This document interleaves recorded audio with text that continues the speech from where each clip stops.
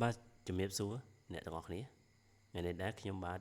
វិជាបាទខ្ញុំនឹងចែករំលែកតទៅទៅនឹង phonetic symbol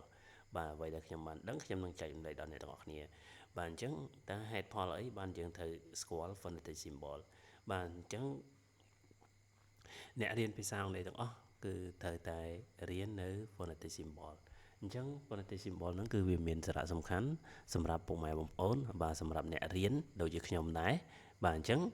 យើងរៀនទៅដើម្បីឲ្យយើងអានពាក្យឲ្យបានត្រឹមត្រូវបាទ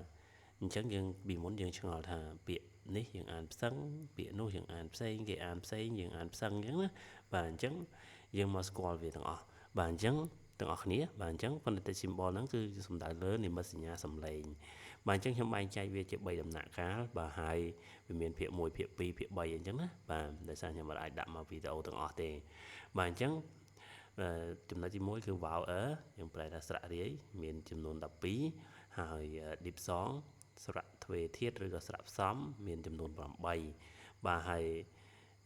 ចំណុចទី3គឺ consonant យើងប្រែថាព្យញ្ជនៈបាទអញ្ចឹងមាន24អញ្ចឹងឬនៃពាក្យអង់គ្លេសទាំងអស់គឺវាមាននិមិត្តសញ្ញាសំឡេងរបស់វានីមួយៗបាទពាក្យនៅក្នុងភាសាអង់គ្លេសវាមាននិមិត្តសញ្ញាសំឡេងខុសៗគ្នាបាទអញ្ចឹងគេទៅសេដាក់ក្នុងវចនានុក្រមមកគេដាក់រឹសនៃពាក្យវាឲ្យយើងដើម្បីអីដើម្បីឲ្យយើងប្រកបអានឲ្យបានត្រឹមត្រូវបាទ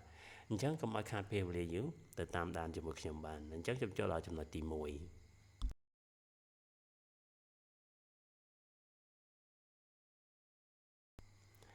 បាទចំណុចទី1នេះគឺយើងសំដៅទៅលើ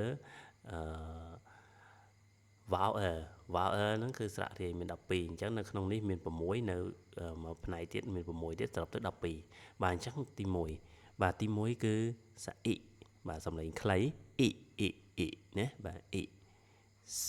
អ៊ីថ sit សអ៊ី sit បាទពាក្យនេះហអ៊ីលហិលបាទយ៉ាងមើលភ្នំហ្នឹងលក្ខណៈភ្នំទូចណាបាទឬក៏ទីទួលបាទ hill បាទអញ្ចឹងណាយើងប្រកបពាក្យវា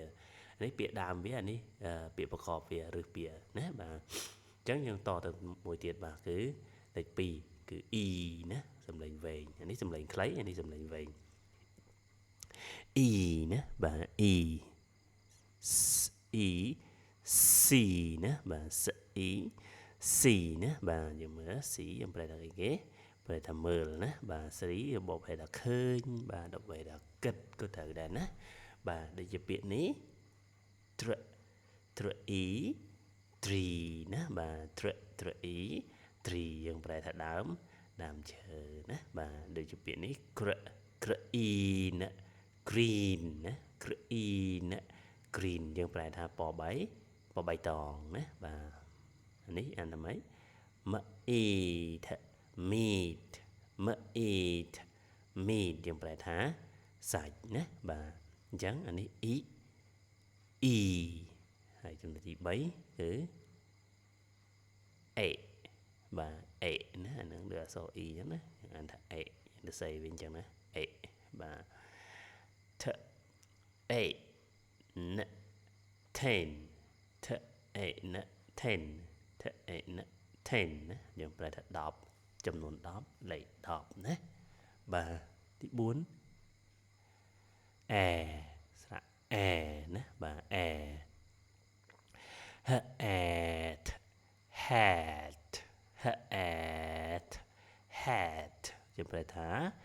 មួក hat hat យើងប្រែថាមួកណាបាទទី5គឺសំឡេងអណាបាទស្រៈអបាទ C នេះចេញជា2សំឡេងសឬក៏សំឡេងខបាទពេលណាចេញសំឡេងសគឺពេលដែលបន្ទាប់ពីវាគឺអក្សរ I E Y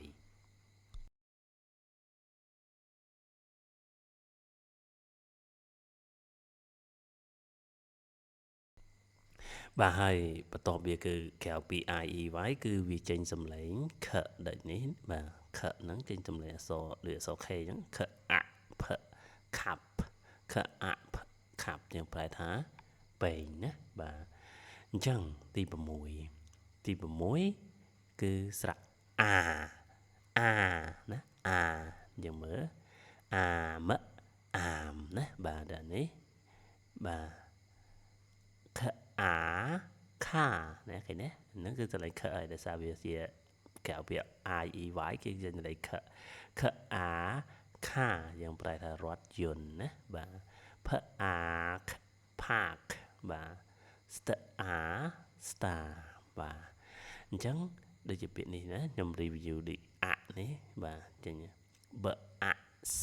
បាសបអាក់បអាសបាសណាសអាណសាន់ណាដអាក់ដាក់បាទដូចជាពាក្យអែបាទខអែខអែ cat បអែក bag បាទណា8ណាបាទរ8 rate ប8 bait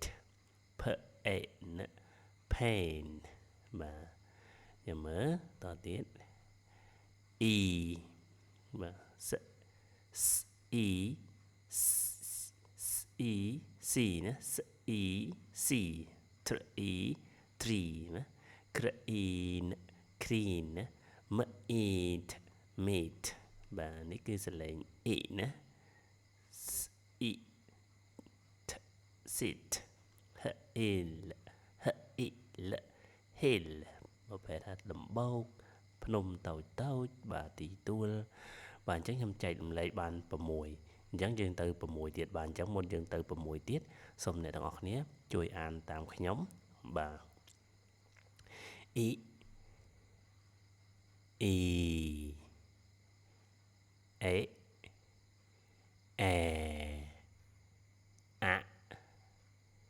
អាណាបាទជួយអានតាមខ្ញុំបាទហើយចំណេញពាក្យតទៀតគឺអ្នកទាំងអស់គ្នាមើលបន្ថែមទៀតណាបាទអញ្ចឹងយើងទៅ6ទៀតគ្រប់12តែម្ដងណាស្រៈរាយវាបាទអញ្ចឹងយើងទៅមើល6ទៀតមកនេះគឺទី7ស្រៈរាយតទៀតណាបាទអានេះយើងអានថាសំឡេងអក់ណាវាបានពីររបៀបយើងចង់ទៅសេអក្សរ C វិជ្ជាចេះឬក៏អក្សរ A វិជ្ជាចេះក៏បានដែរណាបាទអញ្ចឹងយើងសេមួយណាក៏បានដែរអក់បាទហ្នឹងអានថាអក់ដូចជាពាក្យ got got បាទ got got បាទដូចពាក្យនេះ the ox dog box box ណា sock sock ណាខ្ញុំប្រែថាសំជើងណាបាទអានេះអក្សរ C ហើយមានចុច2ទៀតអក្សរ C បច្ចេកហ្នឹងចុច2ទៀតហ្នឹងវាចេញសំឡេងអបាទដូចជាពាក្យនេះសអសបយើងប្រែថាបានឃើញឬក៏ថ្នាក់ពាក្យមួយទៀតថ្នាក់ពាក្យវិជានាមយើងប្រែថារណាណាបាទអញ្ចឹងយើងមើលទៅខាងនេះ the d b l បលណាសអថសតណាបាទសអថសតណាបាទនេះគឺសំឡេងឧណាបាទនេះជាពាក្យផឧ put បាទផឧ put បាទបើទៅដាក់ណានិយាយពាក្យនេះ book book foot foot good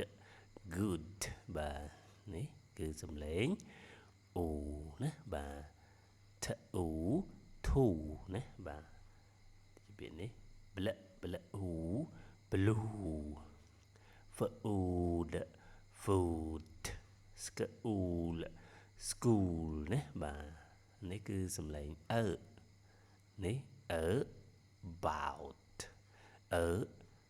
about about យើងប្រែថាអំពីណាបាទចំណុចទី12ជាចំណុចចុងក្រោយនៃ vowel របស់យើងណាគឺសំឡេងនេះយើងសេបែបនេះក៏បានដូចលេខ3អញ្ចឹងណាហើយយើងសេបែបនេះក៏បានដែរយើងអានថាណាប្រែថារួមសត្វបាទអញ្ចឹងឬ f f f f f f f បាទដូចពីនេះ bird bird បាទ girl girl ណាបាទ word word យើងប្រែថាពាក្យបាទទាំងអស់នេះគឺជាមូលហេតុដែលយើងរៀន phonetic symbol បាទអញ្ចឹងយើងរៀនប្រកបវា ពាក្យមួយដែលយើងសរសេរមកគឺយើងត្រូវបើកវចនានុក្រមមើលបាទមើលឬពាក្យវានីមួយជិះយើងអានខុសបាទដូចរាល់ដងអញ្ចឹងកាលណាយើងរៀននេះហើយយើងព្យាយាមបើកមើលទៅបាទកុំឲ្យយើងអានខុសបាទអញ្ចឹងនៅក្នុងវីដេអូនេះខ្ញុំកំណត់វាថាជាភាគ1ចុះដើម្បីឲ្យយើងងាយស្រួលក្នុងការសិក្សាបាទអញ្ចឹងយើងទៅ review ភាសាថ្មីបាទយ៉ាងអានតាមខ្ញុំណាបាទខ្ញុំនឹងចែករំលែកបន្តទៀតណាបាទខ្ញុំនឹងរំលឹកវាឡើងវិញបាទតោះអានតាមខ្ញុំអ៊ីបាទអ៊ីអេបាទអេបាទអាបាទយើងទៅមើលទៀតអអអ៊ូអ៊ូអឺអឺបាទអញ្ចឹងយើងបាន12ហើយណាបាទអញ្ចឹងយើងនៅចំណុចនេះមួយទៀតគឺនៅ8នៅក្នុងវីដេអូខាងក្រោយឬវីដេអូភាគ2ណាបាទនៃ phonetic symbol បាទអញ្ចឹងយើងតាមដាននៅវីដេអូភាគ2តទៀតណាបាទសូមអរគុណច្រើនបាទសូមជម្រាបលាបាទសូមជួយចុច Subscribe ផងដើម្បីទទួលបានបាទឬក៏ចុច Follow ដើម្បីទទួលបាននៅវីដេអូតាក់ទងទៅនឹង phonetic symbol បន្តទៀតបាទសូមអរគុណច្រើនបាទសូមជម្រាបលា